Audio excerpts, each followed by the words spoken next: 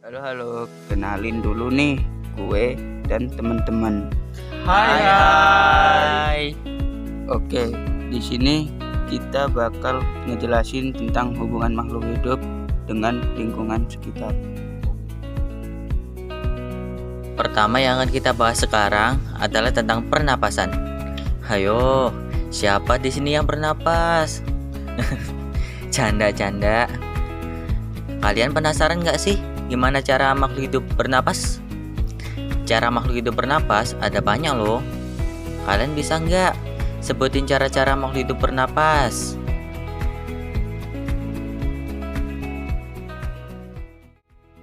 Halo kak.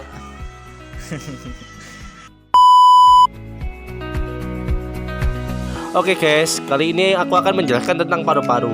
Kalian tahu gak sih, paru-paru manusia terbagi dalam berapa bagian? Gak tahu ya? Sini aku jelasin. Dalam paru-paru terbagi dalam sekitar 6 bagian, yaitu 1. Hidung atau mulut. Udara masuk ke tubuh melalui hidung atau mulut. Hidung sendiri memiliki beberapa rambut dan lendir yang berguna untuk membantu menyaring debu dan partikel asing. Nomor 2, faring dan laring. Udara yang dihirup melalui hidung atau mulut kemudian masuk melewati faring dan juga laring menuju ke trakea. 3, trakea. Udara bergerak ke bawah melalui trakea yang merupakan tabung yang menghubungkan laring ke bronkus. 4, bronkus dan bronkiolus. Trakea bercabang menjadi 2 bronkus, yaitu menuju ke setiap paru-paru. Bronkus ini kemudian bercabang menjadi bronkiolus yang lebih kecil.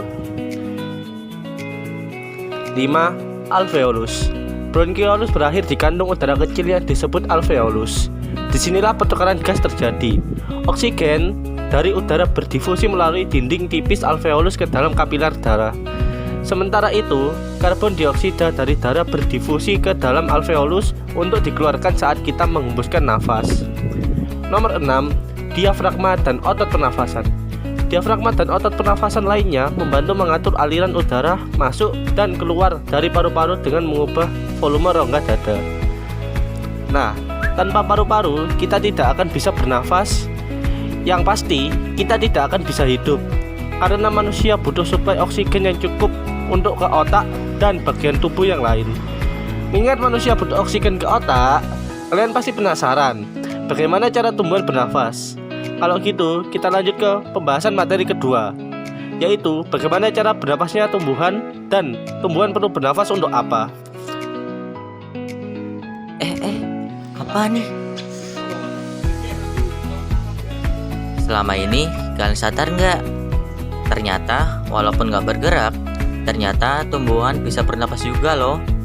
Sebelum itu, kalian perlu tahu dulu kalau pernapasan tumbuhan ada 2, yaitu 1, respirasi, dan 2, fotosintesis.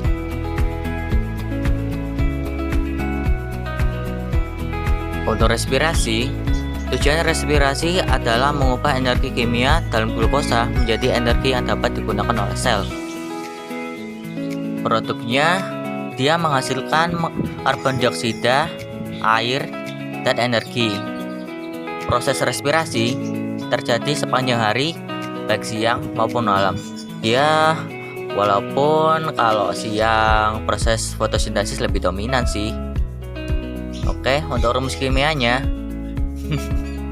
kalian bisa aja cek sendiri. Untuk proses fotosintesis, tujuannya adalah untuk mengubah energi cahaya matahari menjadi energi kimia dalam bentuk glukosa. Untuk informasi aja nih, biasanya proses ini yang membuat buah jadi manis kayak si doi. Untuk produknya, fotosintesis menghasilkan glukosa dan oksigen. Waktu terjadinya, ini terjadi waktu siang hari, waktu ada cahaya matahari. Ya, kalau rumusnya sama seperti yang tadi lah. Kalian baca sendiri. Malas cuy.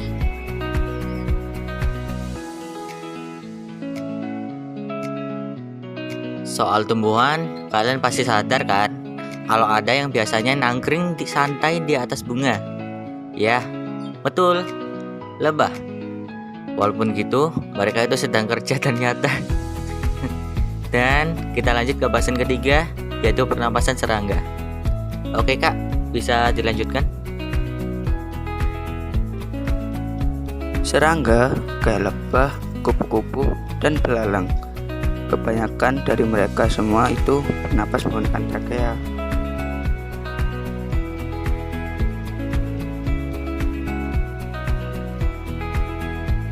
Sistem pernapasan pada serangga berbeda dengan manusia dan hewan lainnya. Serangga menggunakan sistem trakea untuk bernapas. Berikut adalah penjelasan singkat tentang bagaimana sistem ini bekerja. Spirakel. Serangga memiliki lubang kecil di sepanjang sisi tubuhnya yang disebut spirakel. Spirakel ini berfungsi sebagai pintu masuk dan keluar udara. Trakea. Udara yang masuk melalui spirakel akan mengalir ke dalam jaringan tabung bercabang yang disebut trakea. Trakea ini tersebar ke seluruh tubuh serangga. Trakeolus. Trakea bercabang menjadi tabung yang lebih kecil yang disebut trakeolus. Trakeolus ini sangat tipis dan memungkinkan difusi oksigen langsung ke sel-sel tubuh serangga. Difusi oksigen dan karbon dioksida. Oksigen yang masuk melalui trakeolus akan berdifusi langsung ke sel-sel tubuh, sementara karbon dioksida yang dihasilkan oleh sel akan berfungsi keluar melalui jalur yang sama.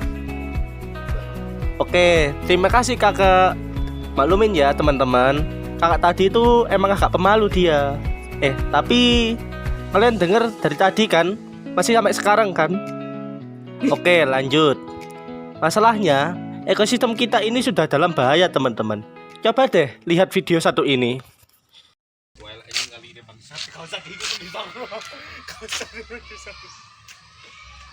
Doancen tema videonya pencemaran lingkungan.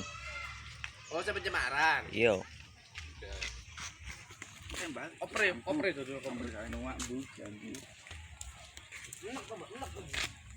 Ada betul mutah mampu memiliki makan yang jalan untuk mutahnya. Kita ya Ono kali itu.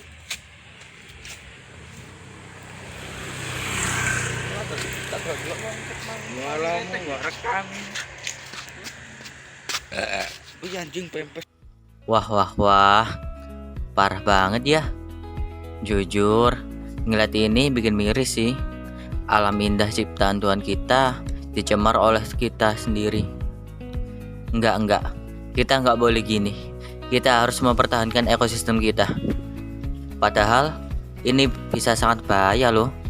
Bisa saja ini jadi sumber bencana bagi kita sendiri, kayak banjir, penyakit, dan lain-lain. Wah, bener banget itu. Tapi cara pencegahannya gimana sih kira-kira? Boleh minta tolong jelasin nggak kak? Pertama, kita bisa memulai membuang sampah pada tempatnya. Yang kedua, tempat tinggal sekitar kita harus mempunyai pengumpulan daur ulang. Yang ketiga, kita bisa manfaatin sampahnya, misal kayak kerajinan atau lainnya. Yang keempat, kita menghimbau lingkungan kita untuk tidak mencemari lingkungan. Wah, makasih kak atas penjelasannya.